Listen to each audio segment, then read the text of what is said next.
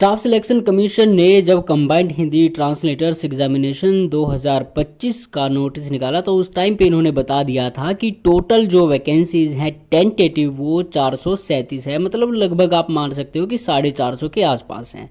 लेकिन आज वर्तमान में अगर देखा जाए 2024 वाले रिक्रूटमेंट की वैकेंसीज को अलग रखकर तो जितने सारे डिपार्टमेंट्स में ट्रांसलेटर की वैकेंसी आती है एसएससी के थ्रू, सभी की वैकेंसी कलेक्ट करके 450 वैकेंसी बिल्कुल भी नहीं बनेंगी।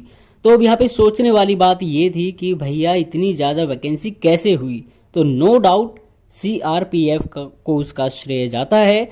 तो अब आज इस वीडियो में हम देखेंगे कि कौन कौन से डिपार्टमेंट्स में वैकेंसी रहने वाली है 2025 में।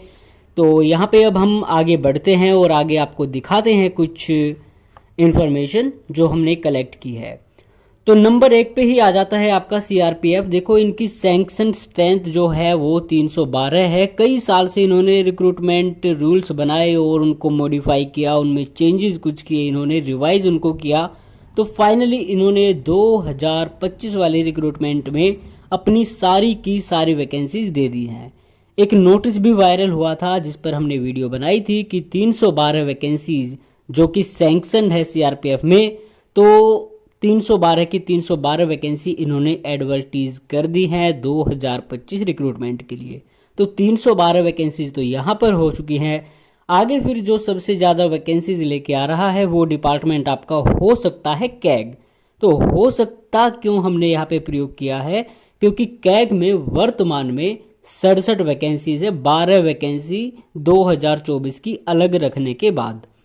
तो कैग में हो जाती हैं भैया 67। अब इनमें से कितनी देते हैं उसकी कोई गारंटी नहीं है, लेकिन नो डाउट ये वैकेंसी लेके आएंगे। इसके बाद नंबर 3 पे आता है बीआरओ।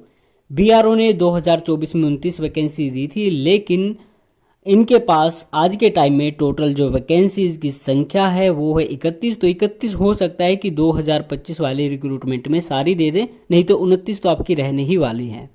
आगे बात करें राजभाषा विभाग CSOLS की, तो भैया यहाँ पे 28 वैकेंसी हैं। 54 वैकेंसी 2024 में आई थी, उनको हटाने के बाद वर्तमान में इनके पास हैं 28 वैकेंसीज। तो इनमें से कितनी देते हैं वो भी देखना होगा। आगे फिर आता है भैया DGDE, directorate general of defence states, minister of defence. तो यहाँ पे 9 वैकेंसी इन्होंने 2024 में दी थी, लेकिन वो इन्होंने वापस ले ली। तो नो डाउट ये 2025 में आएंगी।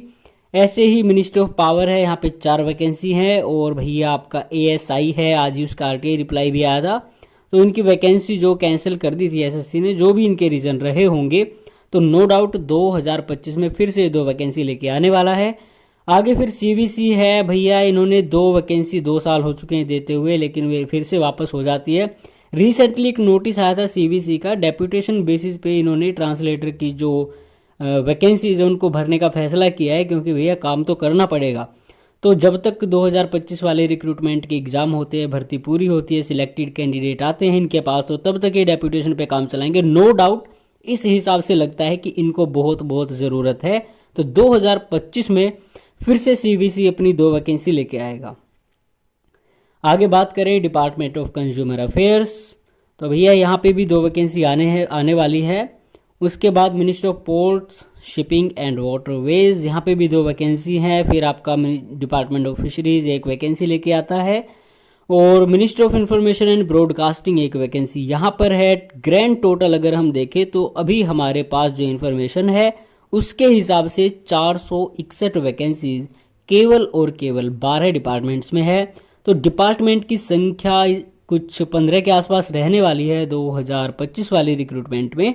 AFHQ वगैरह और भी जो डिपार्टमेंट्स है वो हो सकता है फाइनल के टाइम पे कुछ और वैकेंसी ऐड करे, 15-20 डिपार्टमेंट ऐड कर सकते हैं शायद, लेकिन मुझे जहाँ तक है लगता है कि 20 से ज़्यादा डिपार्टमेंट नहीं होंगे। वैकेंसी जो सेंट्रल गवर्नमेंट के डिपार्टमेंट्स हैं CRPF को छोड़ के, उनमें काफ़ी कम देखने को आपको मिलेंगी। तो ज़्यादा वैकेंसी यहाँ पे देखने को मिलेंगी CRPF में, तो सिलेक्शन के चांसेस काफ़ी ज़्यादा है।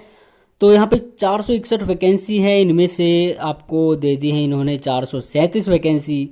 अब डिपार्टमेंट वाइज वैकेंसी कब आएंगी, जब एसएससी अपनी टेंटेटिव वैकेंसी जारी करेगा, वो कब जारी करेगा पेपर 1 के बाद, तो तभी देखेंगे कि भैया कहाँ कहाँ पे वैकेंसीज है। बाकी फ़िलहाल अभी यही इतना ही है कि सीआरपीएफ में आपको जाने की तैयारी करनी चाहिए। अगर उसमें जाने से आपको बचना है तो फिर आपको मेहनत करनी पड़ेगी पेपर 1 और 2 के लिए।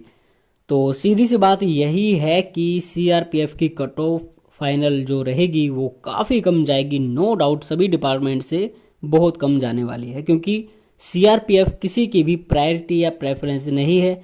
वो सिर्फ और सिर्फ एक मजबूरी में कैंडिडेट उसको सिलेक्ट करना चाहेंगे। खैर आगे क्या होता है 2025 वाली भर्ती में वो तो भविष्य में ही पता चलेगा।